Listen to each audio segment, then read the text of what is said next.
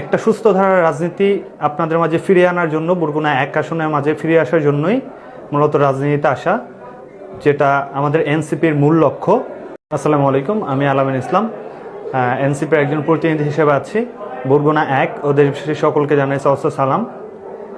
মূলত আমি নির্বাচনে এসেছি জয়ের জন্য না, একটা সুস্থ ধারার রাজনীতি আপনাদের মাঝে ফিরিয়ে আনার জন্য বরগুনা এক আসনের মাঝে ফিরে আসার জন্যই মূলত রাজনীতিতে আসা, যেটা আমাদের এনসিপির মূল লক্ষ্য। কামারের ছেলে, কৃষকের ছেলে, কুমোরের ছেলে প্রধানমন্ত্রী হতে পারবে না, এই ন্যারেটিভ থেকে বের হয়ে একটা সুস্থ ধারার রাজনীতি ফিরিয়ে আনার জন্য যে কেউ নমিনেশন কিংবা যে কেউ নির্বাচনে অংশগ্রহণ করতে হবে, হোক সে কৃষকের ছেলে, হোক সে কামারের ছেলে, কুমোরের ছেলে।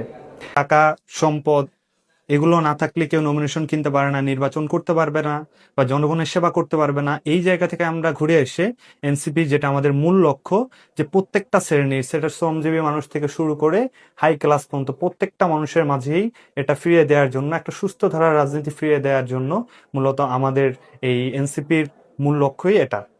তো সেখান থেকেই মূলত উদ্বুদ্ধ হয়ে প্রত্যেকটা মানুষের কাছে পৌঁছে দিতে, নিজেকে পৌঁছে দিতে, প্রত্যেকটা মানুষের সেবা করার সুযোগ করে দেওয়ার জন্য মূলত এনসিপির মনোনয়ন প্রত্যাশী বরগুনা এক থেকে সবাই দোয়া করবেন।